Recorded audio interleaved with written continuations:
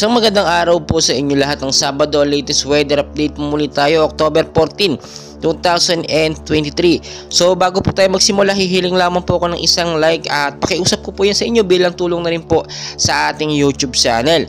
So patuloy pa rin po natin binabantayan. Ito nga pong si Bagyong Bulabin, which is nakalayo na nga po sa ating Philippine Sea at sobrang layo na rin sa ating Philippine Area of Responsibility.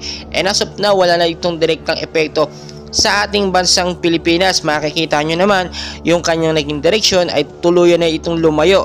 And as of now, nasa 155 kilometers per hour po ang lakas ng kanyang hangin. Malapit pa rin sa sentro na may bugso naman pong pumapalo sa bilis o lakas na 175 kilometers per hour.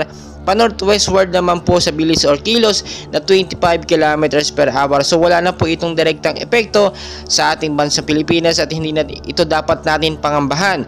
Pero magkagayon man, meron pa rin itong epekto sa hangin habagat, which is nakapalibot naman sa ating Philippine Sea or Philippine Area of Responsibility. Makikita nyo, no, sa ating live radar, 155 kilometers per hour yung lakas niya, pero wala na itong direktang epekto sa ating bansang Pilipinas. Malakas pa po ito kung ituturing natin kung ito yung naka-epekto or tumama talaga sa isang bansa. Malakas pa rin po ang epekto na ito. Ang kagandahan lang po talaga, no, thank God po, kasi naging super typhoon po siya pero nasa karagatan siya, no. Etong si Super Typhoon Bulabin no nakaraan at ngayon ay isang typhoon na lamang, si Bagyong Bulabin.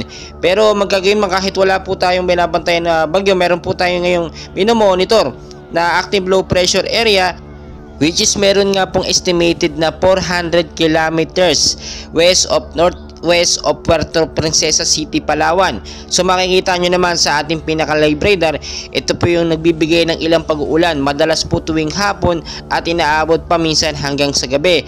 At dahil nga po bare months na at malapit na magpasko, apektado po tayo na tinatawag ngayon na wind low. Nakaka-apekto po sa ilang bahagi ng Luzon. Wind low, ibig sabihin yan parang malamig po na panahon. At talagang lahat yan apektado hanggang Disyembre yan, no? Northeasterly surface wind low, malamig na hangin po yan, or hangin amihan na to be short, no? Kaya kahit papaano, hindi po tayo nakakaranas ng pag-ulan. Kung may pag-uulan man, bibihira na lang, madalas tuwing hapon at sa gabi lamang ito. Pero it doesn't mean na hindi tayo magiging ready. Tulad nga po na aking laging pinapaalala, maging I'm ready po tayo sa bawat posibilidad, no? Dahil never and ever po natin mape-predict ang galaw nga po ng bagyo or ng mga panahon, lalo ng active low pressure area. Minsan madalas kahit saan na lamang po siya lumalabas, no, ng very unexpected way. So patuloy ko po kayong i-update, and please huwag niyo pong kalimutan mag-like and subscribe bilang tulong na rin po sa ating YouTube channel. Maraming salamat po sa inyong lahat.